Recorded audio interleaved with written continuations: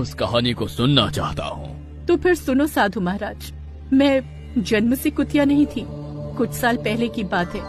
अशोक एक बहुत ही अमीर लड़का था। अशोक भगवान के प्रति बहुत गहरी आस्था रखता था। ऐसा कोई सा दिन नहीं जाता जब वो मंदिर में जाकर भगवान की पूजा न करता हो। अशोक के मन में भगवान के प्रति ऐसी भक्ति देखकर एक दिन पुजारी अशोक से बोला, मुझे तुझे देखकर बहुत शांति मिलती है अशोक। तुम्हारी उम्र के नौजवान जहाँ क्लब में डांस पार्टियां करते हैं, तो वहीं तुम धर्म कर्म में कितनी आस्था रखते हो। पुजारी की बात सुनकर अशोक मुस्कुराता हुआ मंदिर से बाहर निकल गया। अशोक कुछ दूर चला ही था कि तभी उसकी नजर सड़क पर बैठी हुई एक सुंदर लड़की पर पड़ी। अशोक उसके पास जाकर बोला, कौन है आप और सड़क पर क्यों बैठी हुई हैं? मेरा नाम कोमल है। मेरा इस दुनिया में कोई नहीं है। तुम्हारा घर कहाँ है? मेरी माँ बचपन में स्वर्ग सिधार गई थी। मेरे पिता ने मुझे पाल पोस कर बड़ा किया। कुछ समय पहले मेरे पिता ने तुम्हारी बात सही है। तुम्हारा घर तुमसे छीन गया है और तुम्हारे ऊपर किसी परिवार का साया भी नहीं है। ये दुनिया वाले तुम्हारे अकेलेपन का जरूर फायदा उठाएंगे, लेकिन मैं ऐसा नहीं होने दूंगा। मैं तुमसे शादी करूंगा। अशोक उसी समय कोमल को मंदिर में ले गया और उससे शादी करके अपने घर ले आया। घर पर अशोक के साथ एक नवविवाहिता को देखकर अशोक की माँ रुक्मणी चौंक पड़ी। अरे अशोक, ये लड़की कौन है? अशोक सारी घटना बताते हुए अपनी माँ से बोला, माँ, ये बेचारी बेसहारा थी। आज से ये मेरी पत्नी है। ये तूने बहुत अच्छा काम किया। समय ऐसे ही बीतने लगा। कुछ दिन कोमल बड़ी ही सती सावित्री बनकर रही, मगर कुछ दिन बाद उसने अपने पर निकालने शुरू कर दिए। एक दिन कोमल बैठी हुई मैगजीन पढ़ रही थी कि तभी वहाँ पर उसकी सास जाकर उससे बोली, बहू, मेरे लिए एक कप चाय बना दो। तेरा दिमाग तो ठीक है बुढ़िया, तुझे चाय पिला पिलाकर मैं तंग आ चुकी हूँ। जब देखो सुबह दोपहर शाम तुझे चाय ही चाहिए होती है। मेरी शादी के लिए बहुत सारा कर्ज लिया, लेकिन वो चुकाने से पहले ही एक्सीडेंट में चल बसे। कर्जदारों ने मुझे मेरे ही घर से धक्के देकर बाहर निकाल दिया। मैं यहाँ नदी में कूदकर जान देने आई थी, लेकिन हिम्मत नहीं कर पाई। अरे पागल हो गई हो क्या? ऐसा करना पाप है। वो जैसी अकेली बेसहारा लड़की का जान देना ही सही है। ये समाज एक अकेली लड़की को चैन से जीने भी नहीं देता। कोमल की बात सुनकर अशोक बहुत ही गहरी सोच में गुम हो गया। कोमल मन ही मन में अशोक की ओर देखकर अपने आप से बोली, लगता है मेरा निशाना सही जगह पर लगा है। अगर इसके मन में मेरे प्रति जरा सा भी प्रेम जाग उठा तो ये मुझसे शादी जरूर करेगा और फिर इसकी सारी जायदाद मेरी होगी।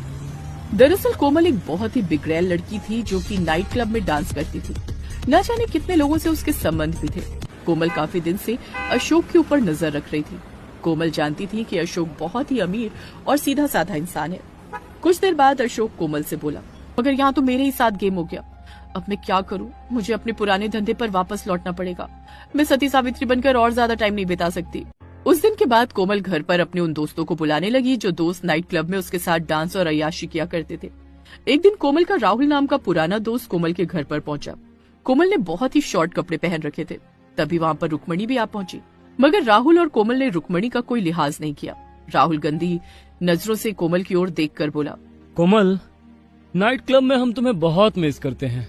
कम ऑन जान, अब तुम अपने फील्ड में वापस आ जाओ। मेरा भी यहाँ बहुत दम घुटता है राहुल। तो फिर देर किस बात की? आज नाइट क्लब में ही गुजारो। टेंशन मत लो, आज कोमल नाइट क्लब में फिर से कहर ढाएगी। राहुल मुस्कुराता हुआ वहाँ से चला गया। तभी रुक्मणी गुस्से से आग बबूला होते हुए कोमल से बोली, आज तुमने बेशर्मी की सारी हदें लांघ दी हैं बहू। कौन था वो लड़का? मेरा पुराना दोस्त था। क्या बकवास, ये तुम मुझसे किस अंदाज में बात कर रही हो? तेरे जैसी बुढ़ी औरतों से मैं नहीं, मेरे हाथ बात करते हैं। हाँ। इतना कहकर कोमल पैर पटकती हुई कमरे के अंदर चली गई। शाम को जब अशोक घर पर आया तो रुक्मणी ने डर से अशोक को कोमल के व्यवहार के बारे में कुछ भी नहीं बताया। अशोक अपने कमरे में आया ही था कि तभी कोमल अशोक से बोली, आपका इस घर में रहते हुए दम नहीं घुटता? क्यों? इस घर में क्या बुराई है? मैंने मैगजीन में एक बहुत सुंदर घर देखा है। आप तो बहुत ही अमीर हो, क्यों ना हम उस घर को खरीद लें? देखो कोमल, मेरे पास केवल यही घर है और छोटा सा बिजनेस है। मैं वो घर नहीं खरीद सकता। ये सुनकर कोमल बुरी तरह से चौंक पड़ी। क्या मतलब? मैंने सारी संपत्ति मंदिर ट्रस्ट के नाम कर दी है। उस संपत्ति पर गरीब और असहाय लोगों का हक है। मेरे पास कुछ नहीं है। अशोक के ये शब्द कोमल के ऊपर बिजली बनकर गिरे। उसकी सारी योजना पर पानी फिर गया। कोमल उस वक्त तो अशोक से कुछ भी नहीं बोली, मगर अगले दिन अशोक के घर से जाने के बाद कोमल अपने आप से बोली, मैं तो इस घर में गेम करने के लिए घुसी थी, कर रही, सही कह रही हूँ।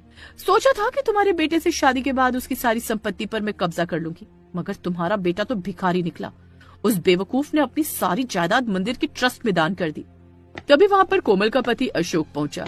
रुक्मणी रोते हुए अशोक को सारी घटना बताते हुए बोली, मैं काफी दिनों से तुझे बताने की सोच रही थी बेटा, लेकिन हिम्मत नहीं जुटा पाई, मगर आज इस लड़की ने सारी सीमाएं पार कर दी।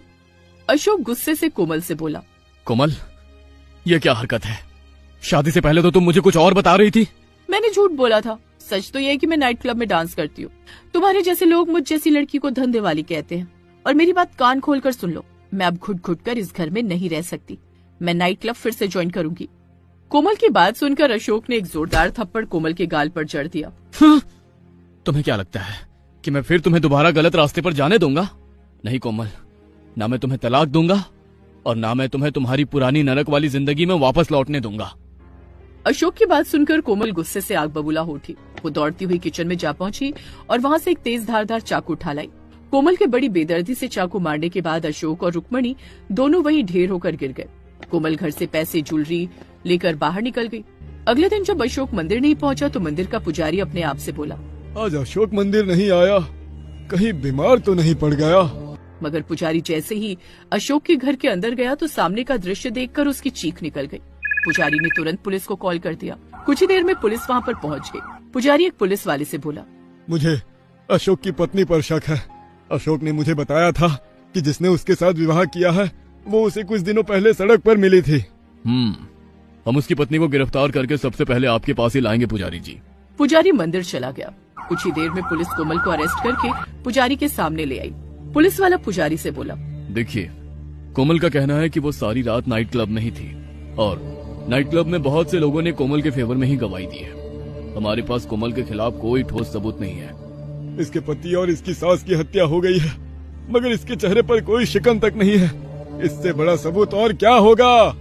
तभी कोमल बेशर्मी से पुजारी से बोली, अदालत सबूत मांगती है पुजारी। पुजारी की आंखों में आंसू आ गए। वो भगवान की मूर्ति के सामने रोता हुआ बोला, अशोक बहुत ही भोला भाला लड़का था भगवान जी।